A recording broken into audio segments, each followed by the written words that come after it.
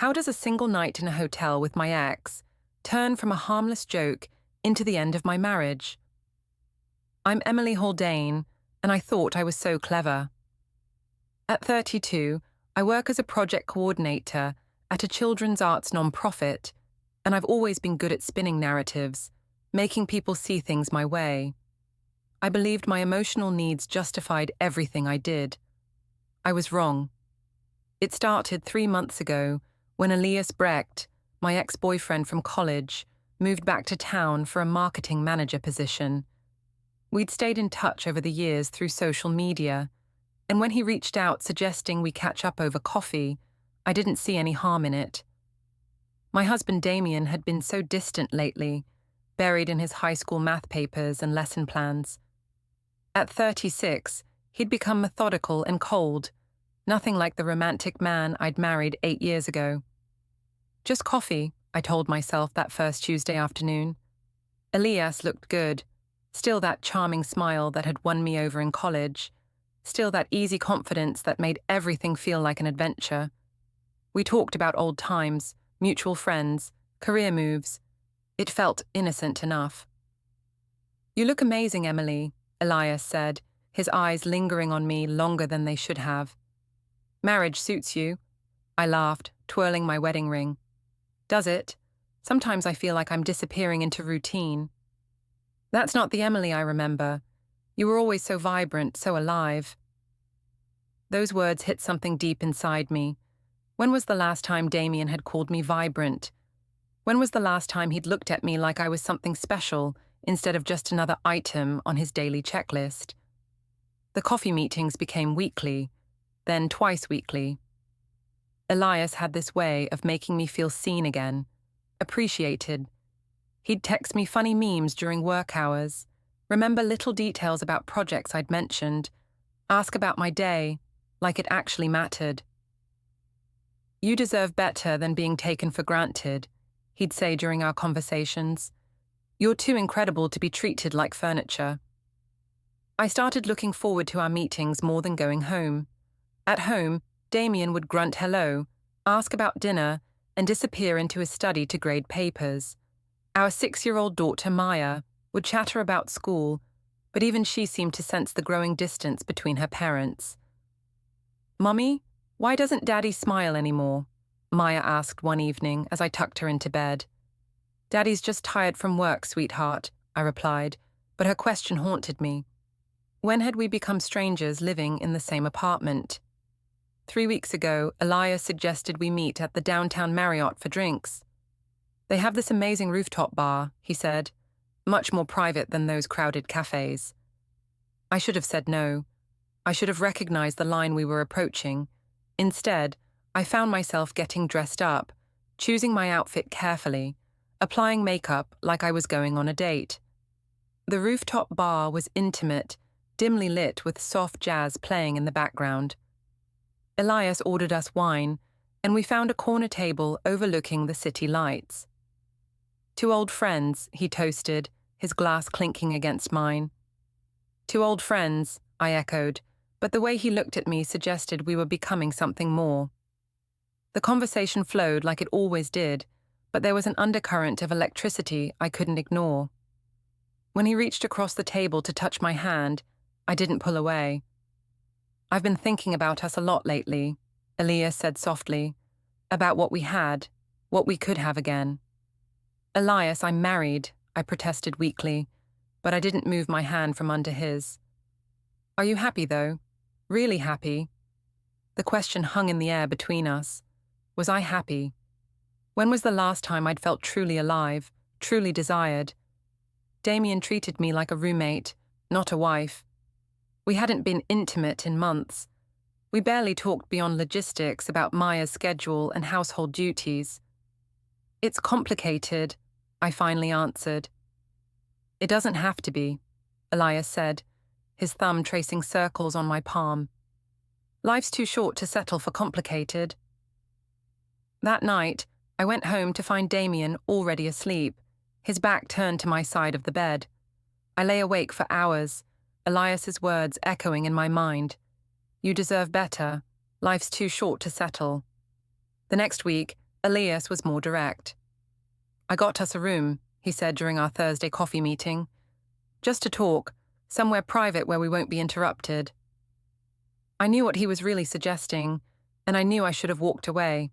Instead, I found myself nodding, my heart racing with anticipation and guilt.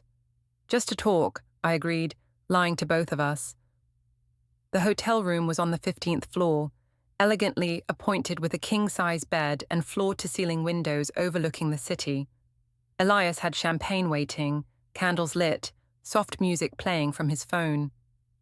"This is beautiful," I said, my voice barely above a whisper. "You're beautiful," he replied, stepping closer. "I've missed you so much, Emily." When he kissed me, I kissed him back. When he led me to the bed, I followed. For the first time in months, I felt desired, wanted, alive. We made love like we were 22 again, passionate and desperate, and completely lost in each other. Afterward, as we lay tangled in the hotel sheets, my phone buzzed with texts from Damien. "Working late tonight, don't wait up. Maya's asleep, left dinner in the fridge. Hope your book club was fun." Book club. That was the lie I'd told him, and he'd accepted it without question, without suspicion. Part of me felt guilty about how easy it had been to deceive him. Another part of me felt angry that he cared so little about my activities that he didn't even ask for details. "He doesn't deserve you," Elias murmured against my neck, reading the text over my shoulder. "I should go," I said, but I made no move to get dressed. "Stay the night," Elias whispered. "When's the last time you did something just for yourself?" I stayed. We ordered room service, drank more champagne, made love again. I felt reckless and alive, and completely justified in my choices. This was what I deserved: passion, attention, desire. This was what Damien had stopped giving me. Throughout the night, my phone continued buzzing with messages from Damien. "Hope you're having fun. Drive safe when you're ready to come home. Love you." Those last two words stung. Love you. When was the last time he'd said that to my face instead of typing it in a text? When was the last time he'd shown me he loved me instead of just going through the motions? I typed back, "Love you too. Be home in the morning." It wasn't technically a lie. I would be home in the morning. I just wasn't where he thought I was. The next morning, Elias and I ordered breakfast in bed, laughing and talking like we had all the time in the world. I felt giddy, intoxicated by the attention and the danger of what we were doing. "We should do this again," Elias said as we finally prepared to leave. "We should," I agreed, already planning our next encounter. At checkout, the desk clerk was friendly and efficient. "I hope you enjoyed your stay, Mrs. Haldane," she said, handing me the receipt. "The room was registered under your name." My stomach dropped. "My name?" "Yes, Emily Haldane. Your companion mentioned you were handling the business expenses." I looked at Elias in shock, but he just shrugged. "I thought it would be easier for your work reimbursement," he said casually. "Work reimbursement?" I'd never said anything about work reimbursement. This had been his idea, his arrangement. Why would he put it under my name? "Is there a problem?" the clerk asked, noting my expression. No problem," I managed, taking the receipt with trembling hands. Outside the hotel, clutching the damning piece of paper, I felt the first real stab of fear. This wasn't just about the receipt, it was about the paper trail, the evidence, the undeniable proof of where I'd been and what I'd done. That's when I saw him. Damien's silver Honda Civic parked across the street. Engine off, lights off, like he'd been sitting there for hours. My blood turned to ice. He stepped out of the car slowly, deliberately, his movements calm and controlled. In his hand was his phone, and as he approached, I could see the screen was lit up with an email notification. "Good morning, Emily," he said quietly, his voice eerily steady. "Damien, I can explain." "Can you?" He held up his phone, showing me the screen. "Because I received this automated email from the Marriott at 6:40 this morning. Thank you for your stay, Mrs. Haldane. We hope you enjoyed your visit." My mouth went dry. Our shared email account. I'd completely forgotten about our shared email account. It went to our joint inbox, Damien continued, his voice still unnaturally calm. The one we set up for family expenses and important notifications. I stared at the email, my mind racing for an explanation, an excuse, anything that could salvage this situation. Now, Damien said, stepping closer, I want you to open your phone and read me the last text message you sent me last night. My hands were shaking so badly I could barely hold my phone. I knew what that message said. I knew what time I'd sent it. I knew there was no way to explain it away. I can't, I whispered. You can't, or you won't. My hands are shaking. Damien nodded slowly, like he'd expected this response. The message was sent at 11:47 p.m. from this hotel's location. Your phone's GPS data will confirm that. The message said, "Love you too, be home in the morning." But you weren't at book club, were you, Emily? I opened my mouth to speak, but no words came out. How could I have been so careless? How could I have forgotten about the shared email, the location services, the digital footprints that would expose everything? We'll talk when you get home, Damien said, turning back toward his car. Take your time. I have some things to organize. As he drove away, I stood on the sidewalk holding the hotel receipt, my entire world crumbling around me. This wasn't how it was supposed to happen. This was supposed to be my secret, my escape, my moment of happiness in an otherwise routine marriage.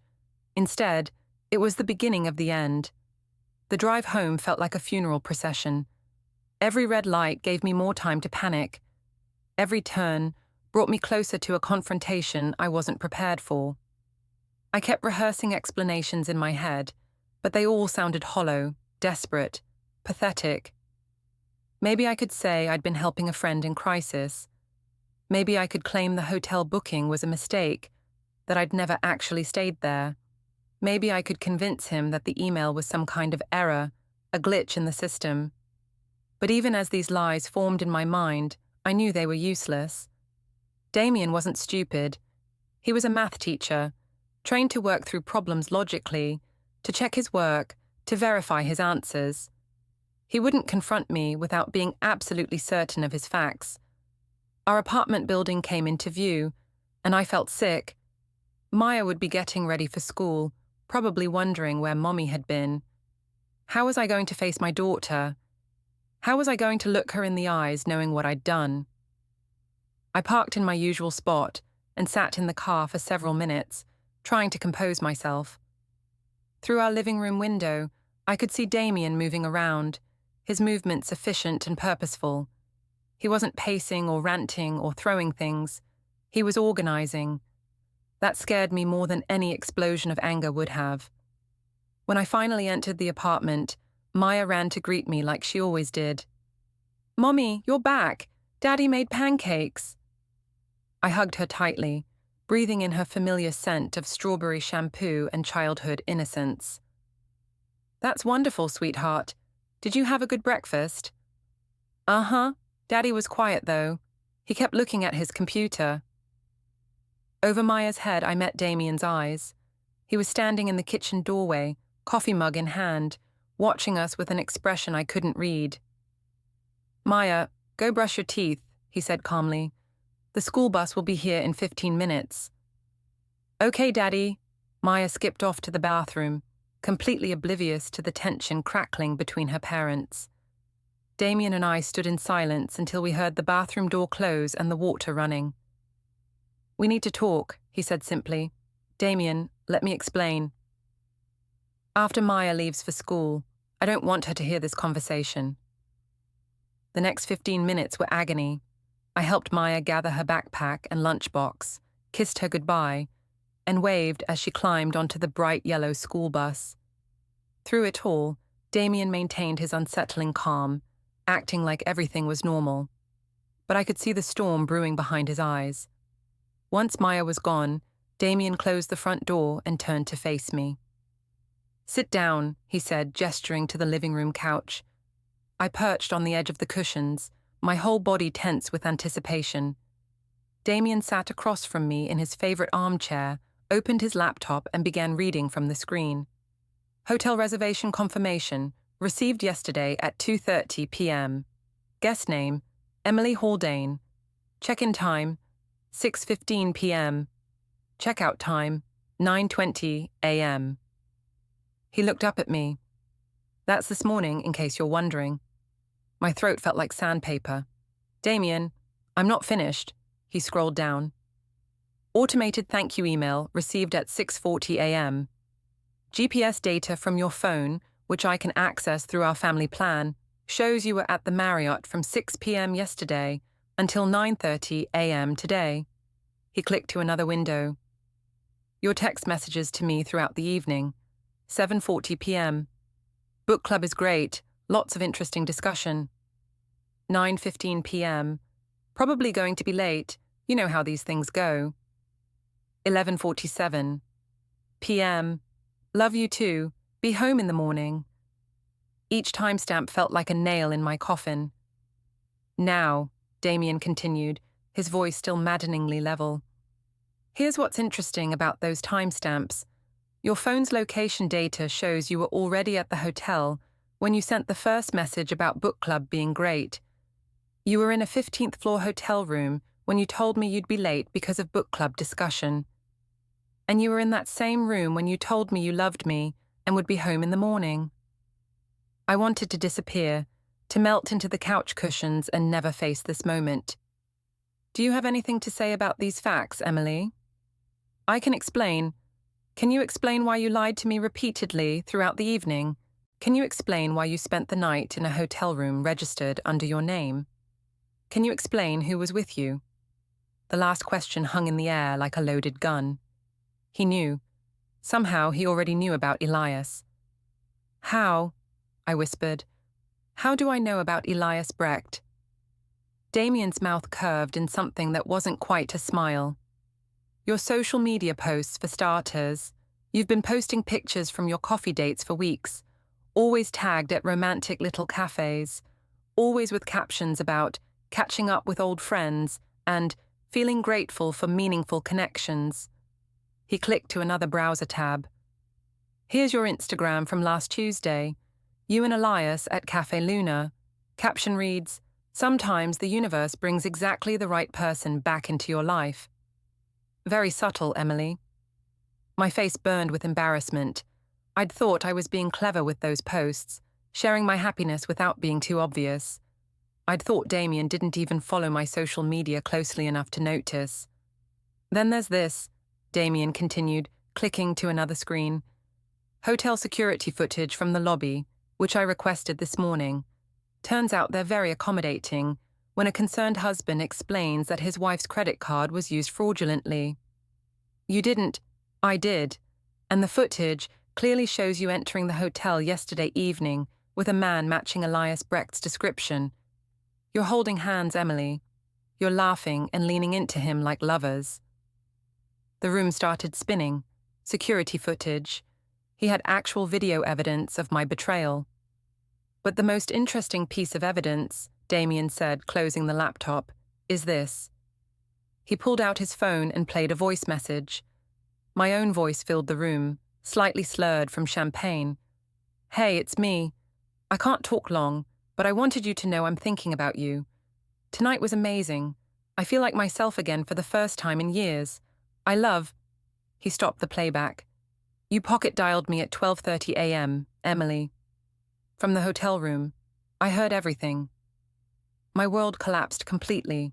The pocket dial. I'd been talking to Elias, telling him how wonderful the evening had been, how alive I felt, how much I... You heard everything, I repeated numbly. I heard you tell another man you loved him. I heard you talking about how your husband doesn't appreciate you, how you deserve better, how this was just the beginning of your new life. Tears started streaming down my face. Damien, please let me explain. It's not what you think. It's exactly what I think.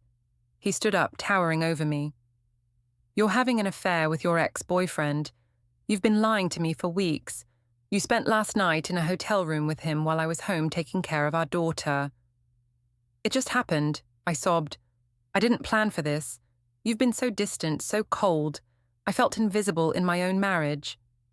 So you decided to have an affair instead of talking to me about it. I tried to talk to you. You're always working, always grading papers, always too tired to have a real conversation. When was the last time you told me I was beautiful? When was the last time you looked at me like you actually wanted me? Damien stared at me for a long moment. When was the last time you gave me a reason to? The words hit me like a physical blow. What's that supposed to mean? You've been distant for months, Emily. Constantly on your phone, always making excuses to go out, coming home late with stories that never quite added up. I thought you were going through something, maybe depression or work stress. I was trying to give you space to work through it. By ignoring me. By not pressuring you when you clearly didn't want my attention. His voice cracked slightly, the first sign of real emotion I'd seen from him all morning. I've been sleeping alone in our bed for 3 months, wondering what I did wrong, wondering why my wife couldn't stand to touch me anymore. The guilt hit me like a tsunami. He was right.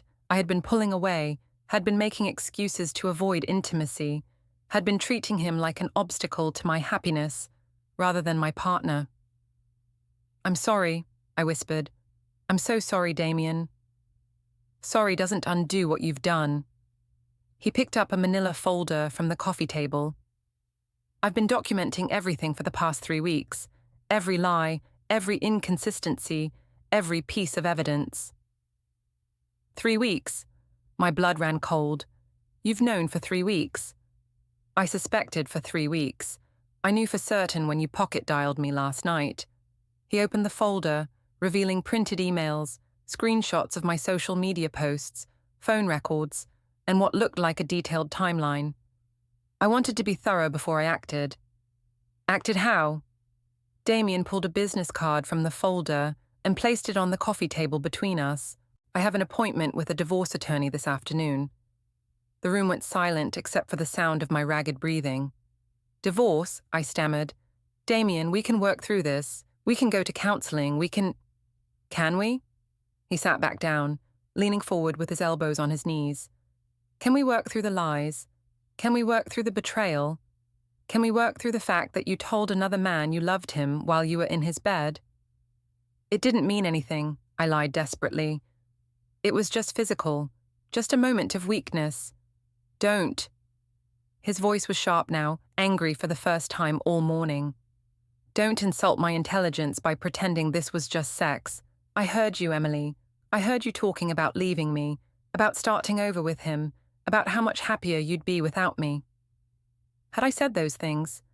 In the champagne-soaked haze of the hotel room, had I really talked about leaving my husband for Elias? The memory was fuzzy, but Damien's certainty made my stomach churn. What about Maya? I asked, grasping for anything that might change his mind. What about her? Do you think she should grow up watching her parents hate each other?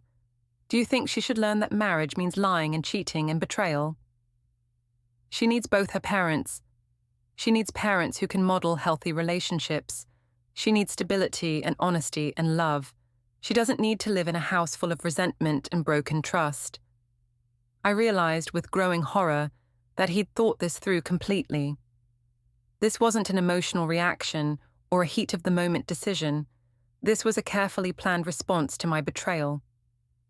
I'll stop seeing Elias, I said frantically. I'll delete his number, block him on social media, never speak to him again. We can start over, Damien. We can rebuild. How? He asked simply. How do we rebuild trust when you've proven you're capable of looking me in the eye and lying? How do I ever believe anything you tell me again? I didn't have an answer for that. Damien stood up again, gathering his folder and laptop. I'm going to work. When I get home this afternoon, I'd like you to be packed and staying somewhere else. Temporarily, until we can work out a more permanent arrangement. You're kicking me out. I'm asking you to give me space to think without having to look at you every day and remember what you've done. What am I supposed to tell Maya? Tell her the truth, that Mommy made some bad choices and needs to stay somewhere else for a while. She's 6 years old, Damien. She won't understand. Then maybe you should have thought about that before you decided to have an affair. With that, He walked toward the door, leaving me sobbing on the couch surrounded by the wreckage of my marriage. "Damien, wait," I called after him. "Please, I love you. I love our family. I made a mistake, but it doesn't have to end everything." He paused at the door, his hand on the knob. "The mistake wasn't sleeping with Elias, Emily. The mistake was marrying someone who was capable of sleeping with Elias." The door closed behind him with a quiet click that sounded like the end of everything I'd ever known. I spent the morning in a daze, wandering around our apartment like a ghost. Every room held memories of the life I'd just destroyed. Maya's artwork on the refrigerator, our wedding photos on the mantel, the coffee mugs Damien and I had bought on our honeymoon in Italy. Everything felt like evidence of what I'd thrown away for a few hours of passion with my ex-boyfriend. By noon, I couldn't stand the silence anymore. I called my mother, Rosa Haldane, desperate for someone to tell me everything would be okay. "Mija, you sound terrible. What's wrong?" Her voice was warm and concerned, exactly what I needed. "Mum, I think Damien and I are getting divorced," I said, the words feeling surreal as they left my mouth. "What, Emily? What happened? You two seemed fine at Maya's birthday party last month." I couldn't tell her the truth. Not yet, not when I was still processing it myself. "We've been having problems," I said instead. "Growing apart, not communicating well. This morning he told me he wants space, that he's seeing a lawyer." "Oh, honey, I'm so sorry. These things happen in marriages, but they can be worked through. Have you considered counseling?" "He's not interested in counseling, Mom. He's already made up his mind." That doesn't sound like Damien. He's always been so level-headed, so committed to family. There must be something specific that triggered this.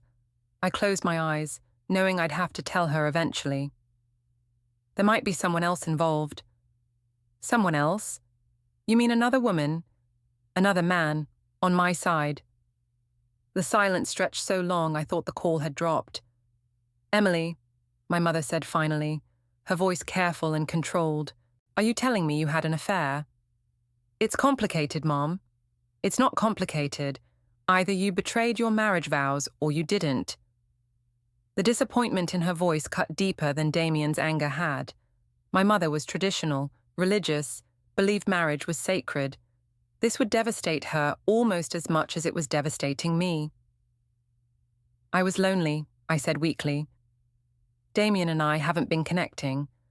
I ran into an old friend, and things just happened." "Things don't just happen, Mija. People make choices. You chose to betray your husband and destroy your family." "Mom, please don't." "Don't what? Don't tell you the truth. Don't hold you accountable for your actions." Her voice was rising now, something that rarely happened with my usually gentle mother.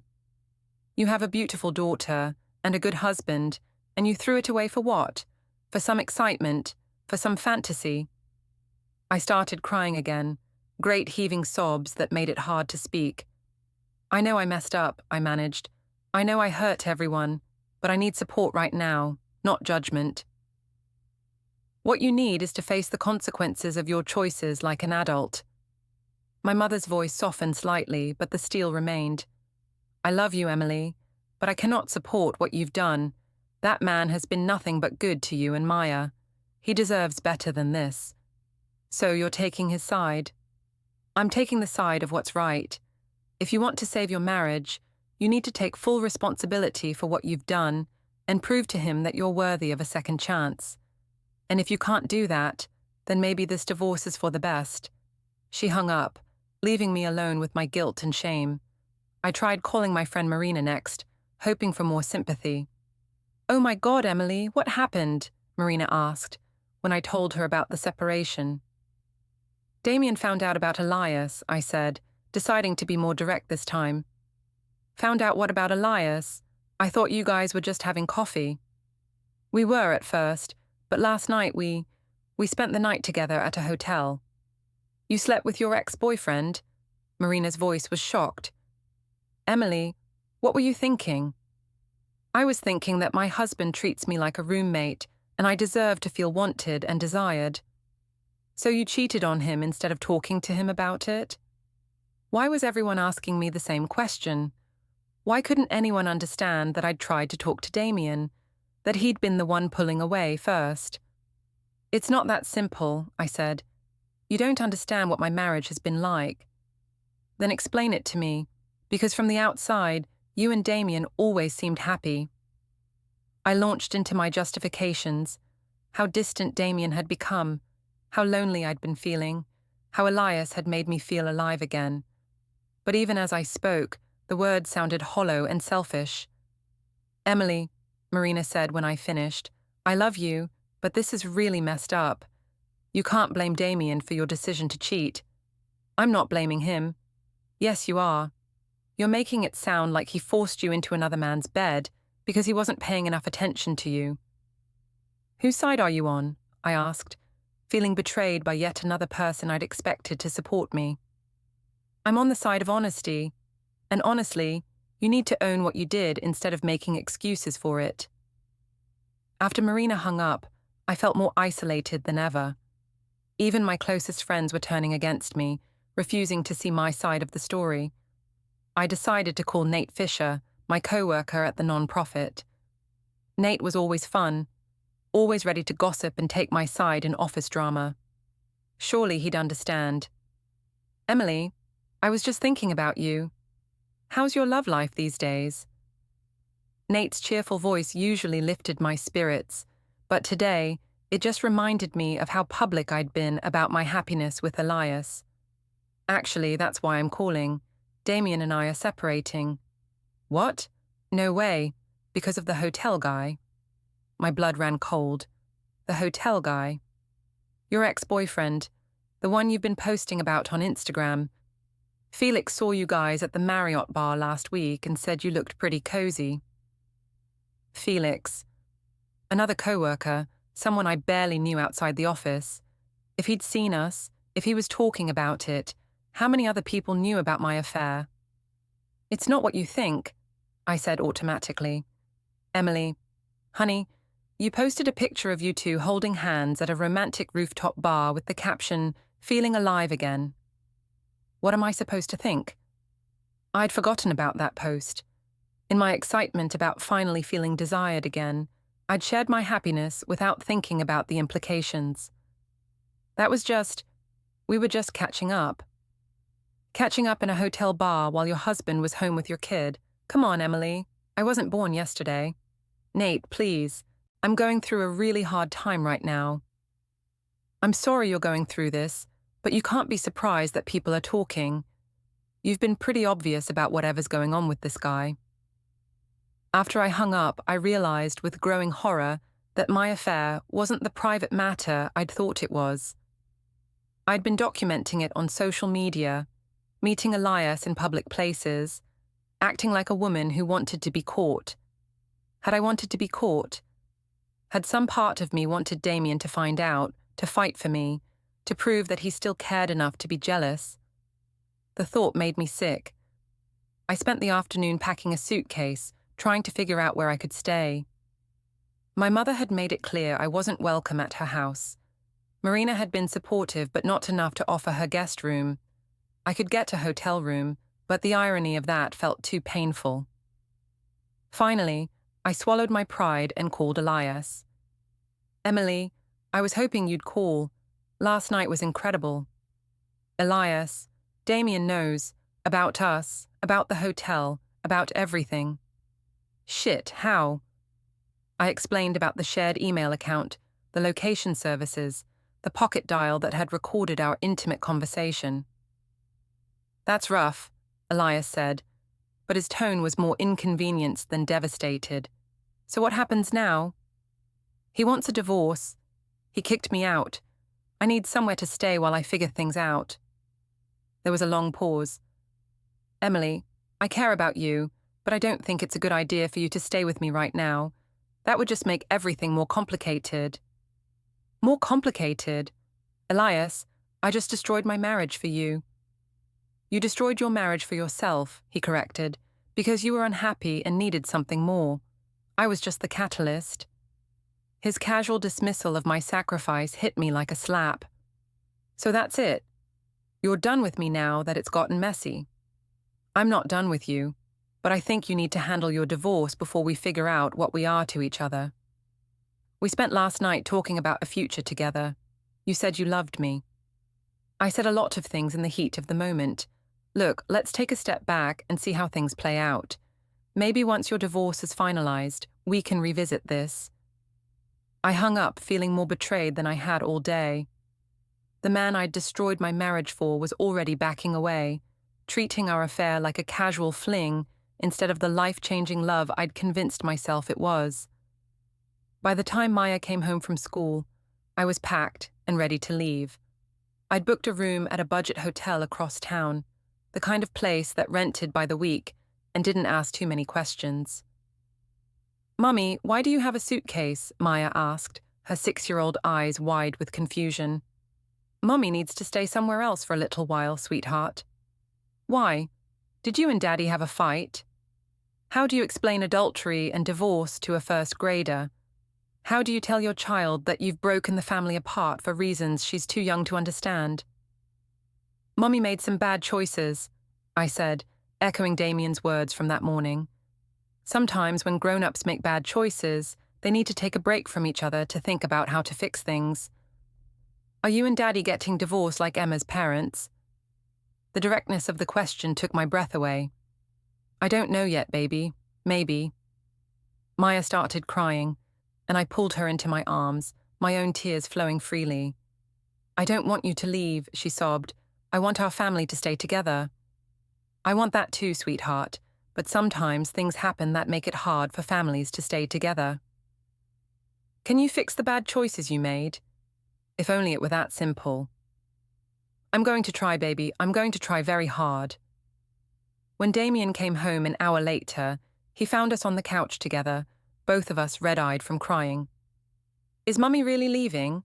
Maya asked him immediately. "For a little while, yes," Damien said gently, sitting down next to our daughter. "But you'll still see her all the time. This doesn't change how much we both love you." "Will you get back together?" Damien looked at me over Maya's head, his expression unreadable. "I don't know, sweetheart. Right now, we need some time apart to figure things out." As I hugged Maya goodbye and promised to call her every day, I caught Damien watching me with something that might have been pity. "I'll pick her up for dinner tomorrow," I said. "That's fine. We'll work out a schedule." "Damien, Not now, Emily. Not in front of Maya." I nodded, kissed my daughter one more time, and walked out of the apartment that had been my home for 6 years. Sitting in my car in the parking lot, I realized that in less than 24 hours, I'd lost my husband, my home, my family's support, and my friends' respect. The man I'd thought I was leaving Damien for had already started pulling away. I'd traded everything for nothing. And the worst part was, I was starting to understand that I had no one to blame but myself. The budget hotel room smelled like disinfectant and disappointment. I sat on the scratchy bedspread, staring at my phone and trying to figure out how my life had fallen apart so quickly. It had been 3 days since I'd left the apartment, 3 days of living in this depressing room and trying to convince myself that things could still be salvaged. My phone buzzed with a text from Damien. "Maya wants to video chat before bed." I called immediately, desperate to see my daughter's face. "Mummy." Maya's voice was bright, but I could see the sadness in her eyes. "I miss you." "I miss you too, baby. How was school today?" "Good. I drew you a picture. Daddy said he'll give it to you when you come get me tomorrow." "I can't wait to see it. Are you being good for Daddy?" "Uh-huh, but Daddy seems sad. He keeps staring at his computer and not talking." My heart clenched. Even in the midst of my own pain, I hated knowing that Damien was suffering too. "Sometimes grown-ups need quiet time to think," I said. "That doesn't mean Daddy doesn't love you." "I know, but I wish you could both think here together." After we hung up, I called Damien directly. "She's worried about you," I said when he answered. "She's worried about both of us. She asked me today if you stopped loving us." The question hit me like a physical blow. "What did you tell her?" "I told her that love is complicated. but that you'll always love her no matter what happens between us. And what about you? Do you think I stopped loving you? There was a long pause. I think you stopped choosing me, and maybe that's the same thing. It's not the same thing, Damien. I never stopped loving you. But you stopped being faithful to me. You stopped being honest with me. You stopped treating our marriage like it mattered. I wanted to argue, to defend myself, but the words wouldn't come, because he was right. I want to come home, I said quietly. This is your home now, Emily, at least for the foreseeable future. What did the lawyer say? That I have grounds for divorce based on adultery, that given the documented evidence of your affair, I'll likely get primary custody of Maya. Primary custody. The words made my stomach lurch. You'd take my daughter away from me. I'd give my daughter stability. There's a difference. I'm her mother. You're also someone who chose to have an affair instead of working on your marriage. Someone who lied repeatedly to your family. Someone who put your own desires above your child's well-being. Each accusation was true, which made them hurt even more. I made a mistake, I said desperately. One mistake. That doesn't make me a bad mother. It wasn't one mistake, Emily. It was weeks of mistakes. Weeks of lies and deception and betrayal. Weeks of choosing Elias over your family. I choose my family now. I choose you and Maya. It's too late for that. It doesn't have to be. We can go to counseling. We can rebuild trust. How? His voice was tired, defeated. How do I trust someone who looked me in the eye every day for weeks while carrying on an affair? How do I trust someone who told another man she loved him while lying in his bed? I didn't have an answer for that.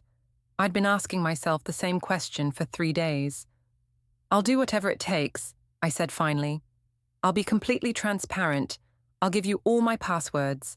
I'll go to therapy. I'll do anything you want. What I want is to not have been betrayed by my wife. What I want is to not have heard you tell another man that you'd be happier without me.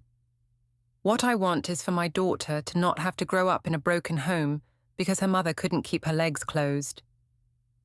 The cruelty of his words took my breath away. Damien had never spoken to me like that before, never been deliberately hurtful. That's not fair, I whispered. Fair? His voice was incredulous. You want to talk about fair? Was it fair when you were fucking your ex-boyfriend while I was home reading bedtime stories to our daughter? Was it fair when you were posting pictures of your romantic dates while I was wondering why my wife couldn't stand to touch me anymore? I started crying, ugly sobs that made it hard to speak. I'm sorry, I choked out. I'm so sorry, Damien. I know I hurt you. I know I destroyed everything. But please don't give up on us. Please give me a chance to make this right. You can't make this right, Emily. You can't unfuck him. You can't unsay the things you said. You can't undo the weeks of lies and betrayal. But I can prove that I choose you now. I can prove that he meant nothing. He meant enough for you to risk everything. He meant enough for you to lie to my face every day. He meant enough for you to tell him you loved him. I was confused. I was emotional. You were honest. Probably for the first time in weeks, you were completely honest about how you felt. And what you felt was love for him and resentment toward me.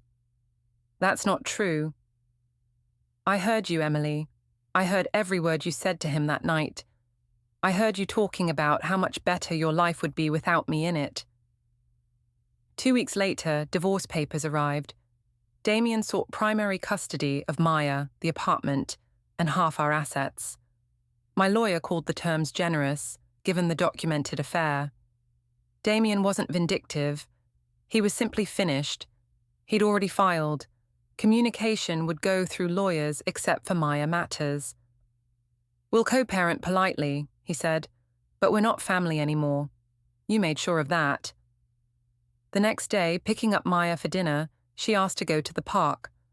On the swings, she confessed Emma preferred one house with both parents.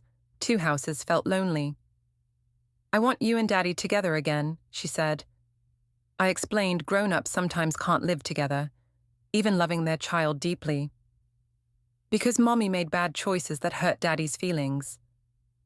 Can you say sorry every day until he feels better? She asked innocently. I promised to try, knowing apologies couldn't rebuild broken trust. Dropping her off, I begged Damien for one last chance, for Maya, for 8 years of love. He looked at me sadly. I loved you more than anyone. That's why I can't forgive. I see you with him every time I look at you. Trust is gone. The door closed with finality.